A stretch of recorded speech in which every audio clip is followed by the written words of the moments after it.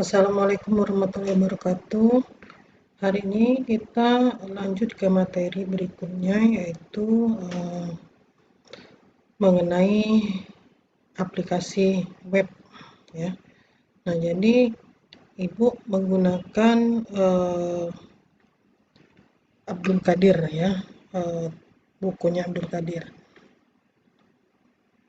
Oke, kita mulai yang pertama, yaitu jaringan komputer. Jaringan komputer adalah hubungan antara dua komputer atau lebih yang ditujukan untuk berbagi informasi atau berbagai perangkat keras. Nah, jadi ini dari perangkat keras yang ini ke sini, lalu dari sini ke sini, itu bisa berbagi sumber daya, itu menggunakan jaringan komputer. Hubungan antara satu jaringan dengan jaringan lain disebut dengan internet working atau antar jaringan, atau biasa disebut dengan internet. Nah, catatannya dalam konteks ini huruf I berupa huruf kecil, jadi berbeda dengan internet huruf besar. Jadi internet working itu antar jaringan, sedangkan internet huruf besar adalah international networking, ya, artinya jaringan internasional.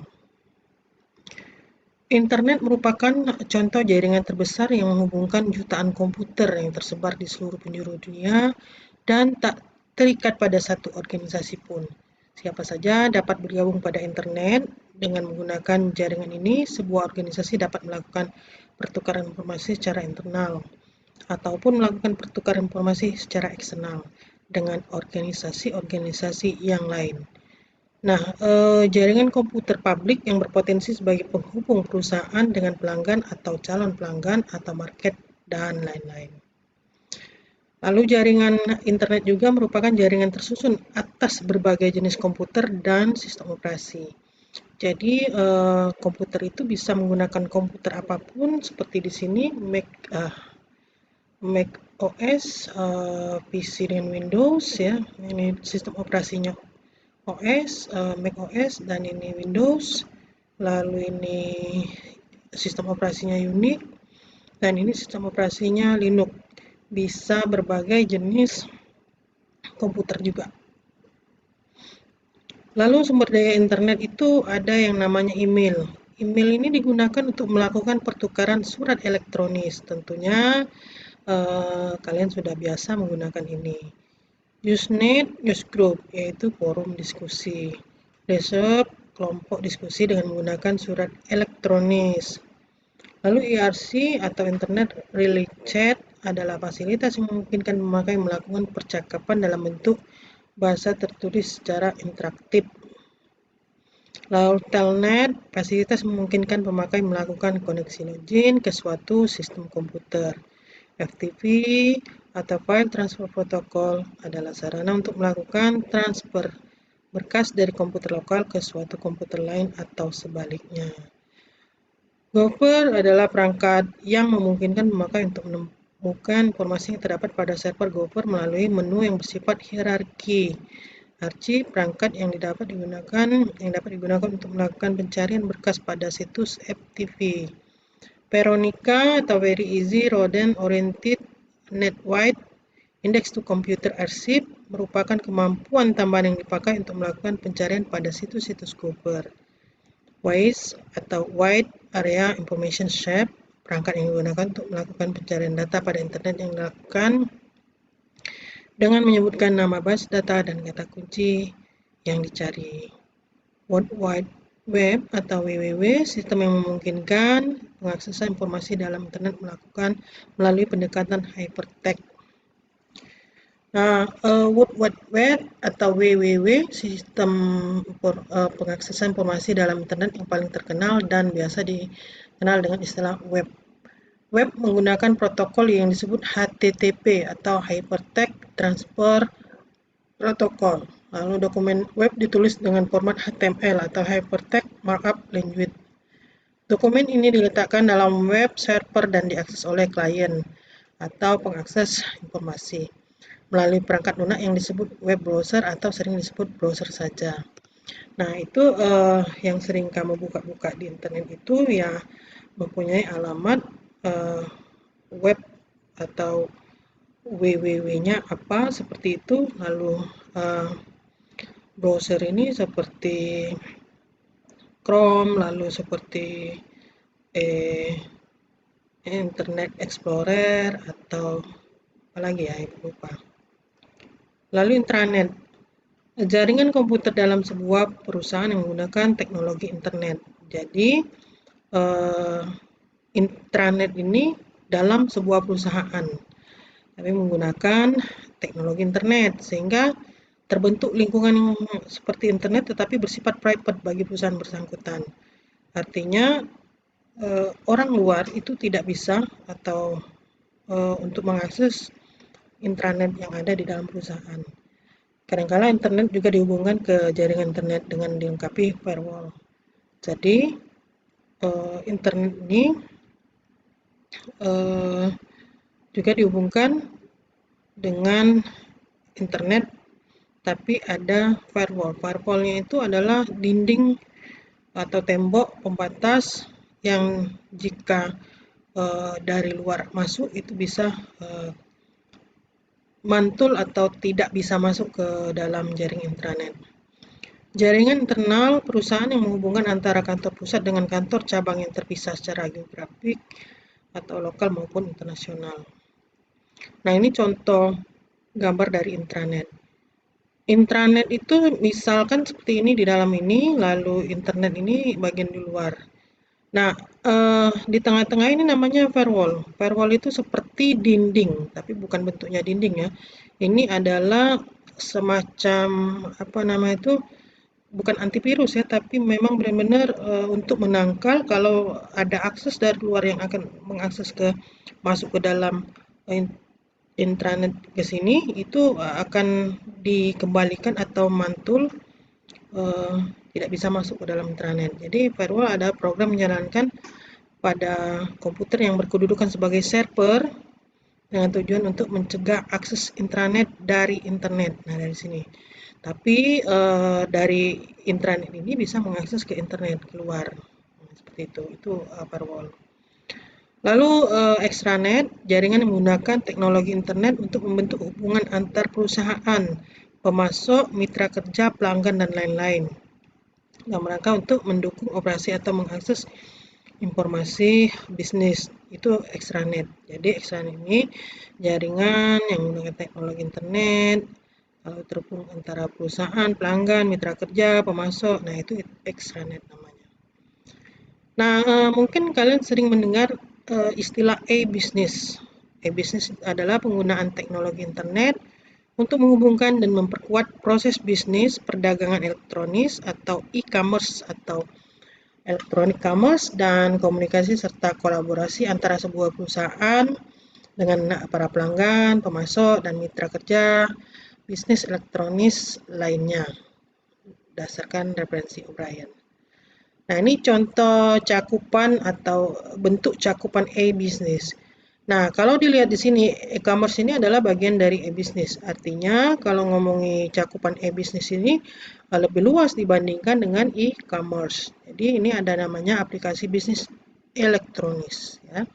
Lalu, di bawahnya ada yang jaringan dan telekomunikasi berupa internet, intranet, extranet, jaringan lain. Lalu komunikasi dan kolaborasi perusahaan, sistem bisnis internal. Nah, ini cakupan e-business. Jadi kalau ngomong e-commerce lebih kecil cakupannya dibanding e-business. Aplikasi komunikasi dan kolaborasi perusahaan digunakan untuk mendukung komunikasi, koordinasi, dan kolaborasi para anggota tim bisnis dalam perusahaan. Oke, contohnya para pegawai dan konsultan yang terlibat dalam sebuah proyek bisa menggunakan jaringan internet, intranet, atau bahkan extranet untuk saling berkomunikasi. Komponen pendukung yaitu email, email, voicemail, forum diskusi, sistem chat, konferensi suara dan video, sistem pertemuan elektronis atau teleconference, ya, seperti itu. Lalu aplikasi bisnis internal juga digunakan untuk mendukung kegiatan, proses, dan operasi bisnis yang bersifat internal bagi perusahaan.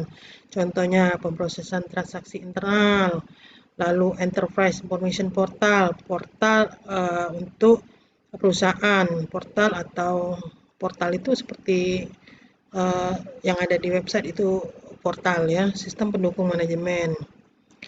Lalu e-commerce aplikasi perdagangan elektronik digunakan untuk mendukung kegiatan pembelian dan penjualan serta pemasaran produk, jasa dan informasi melalui internet. Nah, kalau kemarin tuh kita ngomongin pemasaran berhubungan dengan ini, ya kemarin artinya ada jasa, ada produk, ya. Nah, ini e-commerce. Jadi melalui elektronis jaringan ya. Nah, jadi berdagangnya secara elektronis. Contohnya elektronik, fund transfer, lelang online, lalu sudah banyak sekali sekarang ini e-commerce itu yang dikatakan perdagangan atau penjualan secara online itu ya. Jadi semua yang ada sifatnya berdagang melalui online itu e-commerce ya. Nah, oke. Lebih detailnya seperti ini. E-commerce dibagi menjadi dua jenis, B2B dan B2C. Kalau melihat di sini ada yang namanya pemasok atau supplier dengan perusahaan. Nah, itu namanya business to business. Jadi, kalau pemasok memasok ke perusahaan itu namanya business to business. Sedangkan dari perusahaan ke pelanggan itu namanya business to customer. Nah, ada yang sekarang ini yang disebut dengan marketplace atau banyak dikenal saat ini dengan startup itu ya, itu sudah menggunakan business to customer. Artinya pemasok memasok barang ke perusahaan, dari perusahaan akan mengirimkan ke pelanggan. Itu namanya business to customer. Jadi sudah ada 3 jenis ya. B2B itu menyatakan penjualan produk atau jasa yang melibatkan antar perusahaan dan dilakukan dengan sistem otomasi. Nah, ini B2B. Jadi penjualan produknya dilakukan secara otomasi. Umumnya perusahaan yang terlibat adalah pemasok, distributor, pabrik, toko, dan lain-lain. Kebanyakan transaksi berlangsung secara langsung antar dua sistem. Ya. Contohnya penjualan, misal ini secara online-nya, antara kemarin Ibu pernah jelaskan Walmart sama PNG misalnya. Walmart itu toko, PNG adalah pemasok. Nah, si PNG akan mengirimkan barang secara langsung setelah melihat data yang ada di Walmart atau ada di toko. Jadi pengiriman atau sudah disepakati dengan cara jumlah barang tertentu. Jika stok berkurang atau jumlahnya tertentu akan otomatis si PNG barang pemasok ini akan mengirimkan ke Walmart. Nah, Walmart ke pelanggan seperti itu. Walmart atau perusahaan ke pelanggan namanya B2C ya. Nah, keuntungan dari B2B jika dikerjakan dengan mana dapat menghemat biaya, meningkatkan pendapatan, memberikan pengiriman yang lebih cepat, mengurangi biaya administrasi dan meningkatkan layanan kepada pelanggan. Nah, artinya tadi kalau Ibu ngomongin PNG sebagai pemasok itu bisa melihat stok barang punyanya PNG, misalnya head and shoulder ya kalau nggak salah satunya, itu melihat di database-nya Walmart itu akan otomatis menyetok kembali ke perusahaan atau toko Walmart ini. Jadi ya ini tadi meningkatkan layanan pada pelanggan. Kalau si toko Walmart ini baru akan memesan, maka pelanggan akan menunggu lama karena stok barang sedang habis misalnya seperti itu. Sedangkan B2C melibatkan interaksi dan transaksi antara sebuah perusahaan dengan para pelanggan. Keunggulannya dibandingkan dengan penjualan konvensional melalui toko fisik adalah memungkinkan layanan selama 24 jam. Nah, ini tadi ya toko-toko yang ada di seperti Tokopedia, Shopee itu kapanpun kita memesan maka akan kapanpun dilihat oleh si perusahaan atau toko itu akan dibalas seperti itu, tidak harus menunggu toko buka ya, seperti itu cara offline. Oke, itu saja untuk ini ya. Terima kasih.